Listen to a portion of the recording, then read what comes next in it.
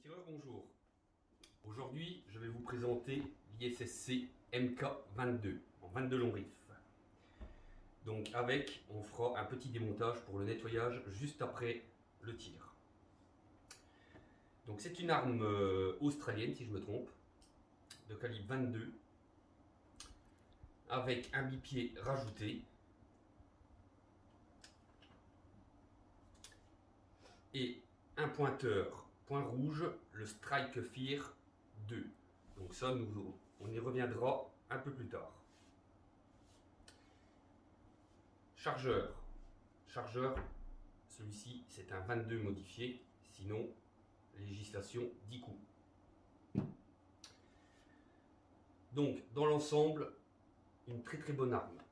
En précision, je suis agréablement surpris de cette précision. Nous avons les réglages appui-joue qui se trouvent ici. Donc ça, chacun règle à sa façon. Réglage de crosse. Relativement simple à régler, relativement maniable. Nous avons le canon qui est fileté. Donc possibilité de mettre un atténuateur. Forcément, il faut l'adaptateur qui aille avec. Si je me trompe, le filetage c'est du 1,28.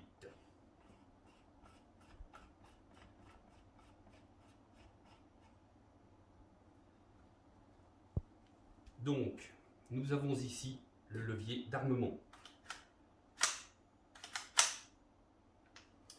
Avec ici l'éjection. Sécurité de tir. Et l'éjection chargeur. Soit ici, soit ici. Donc, on insère le chargeur. Relativement maniable. Sur celui-ci, j'ai rajouté une poignée, les bipieds, pour beaucoup plus de stabilité. Même en tir debout, relativement maniable, relativement efficace. Ça pour ça, je vous montrerai dans une prochaine vidéo tout ce qui est capacité de tir de cette arme. Pour l'instant, la meilleure, c'est la SK Magazine. Je ferai d'ailleurs d'autres vidéos avec tous les essais de munitions 22. Donc, pour le démontage, juste après, un petit tir, relativement simple. Donc, il vous faut 2 clés BTR, tournevis plat. En priorité, on démonte la poignée type AR15 par les 2 petites vis qui sont ici. Une ici, une ici. Tournevis plat, on dévisse.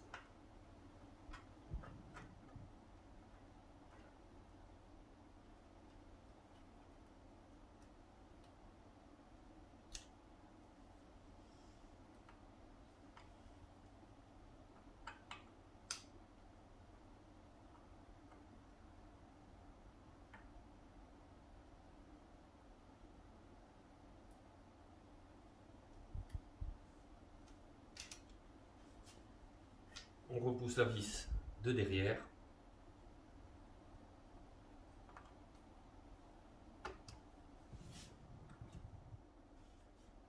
Et on l'enlève comme ceci. Ensuite, petite BTR avec une vis ici, une de chaque côté.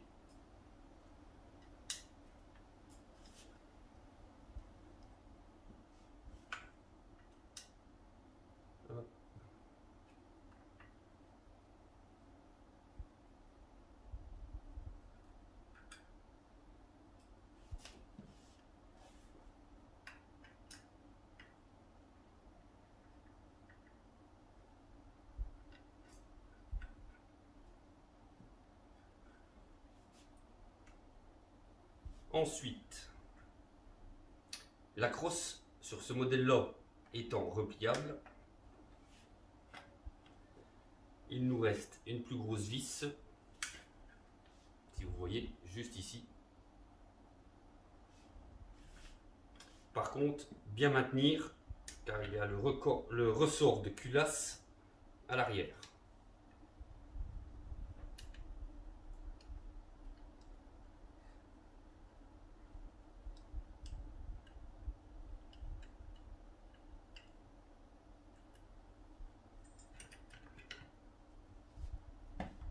On pose, on récupère le ressort et on laisse tomber la culasse. Démontage pour l'instant relativement simple pour un semi-auto. On refera une vidéo sur le démontage complet de la culasse, qui là s'avère un tout petit peu plus technique. Mais pour l'instant, après chaque tir, démontage de la culasse, passage au pétrole, un peu d'huile dessus, et on peut reprendre le tir. Le canon, une fois de temps en temps, c'était un très bon entretien. Donc nous allons reprendre le remontage. Le remontage comme en sens inverse. On laisse tomber la culasse dedans. Ne pas oublier le ressort.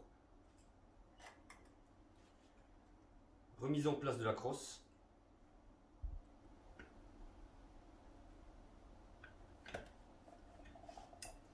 Bien comprimer le ressort.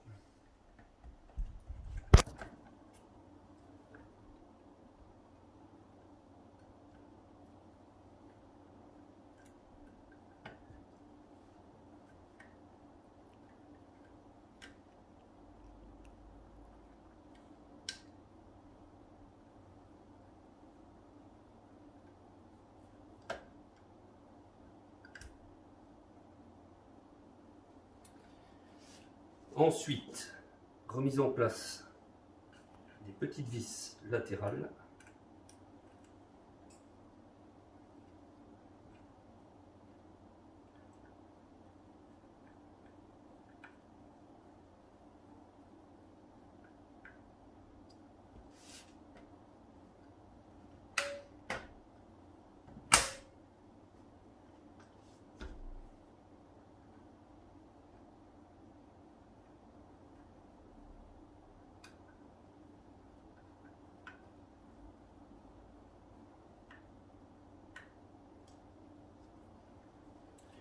Remise en place de la poignée. Il faut bien tourner en face par contre. Voilà.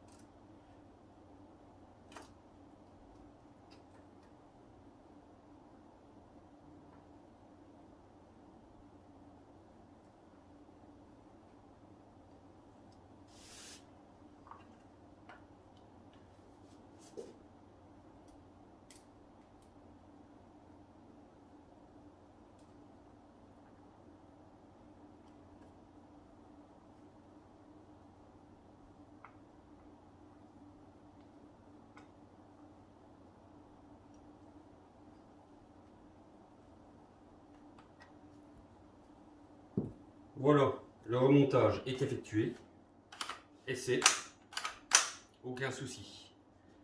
Cette arme, tant qu'elle n'est pas équipée de son chargeur, ne percute pas. Quand vous arrivez en fin de munition, blocage de la culasse, vous éjectez le chargeur, vous pouvez refermer la culasse. Et comme je vous ai dit, la percussion ne se fait que chargeur engagé.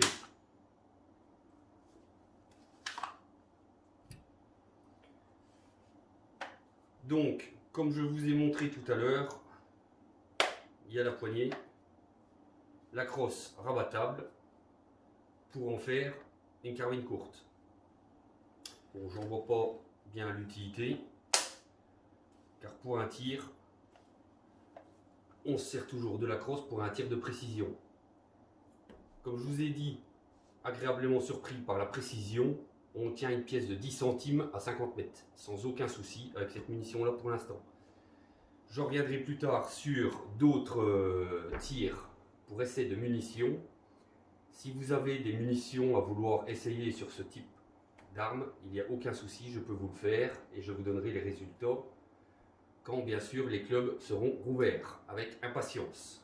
Voilà, amis tireurs, merci de me suivre. Si vous avez des questions, n'hésitez pas, je serai là. Au revoir.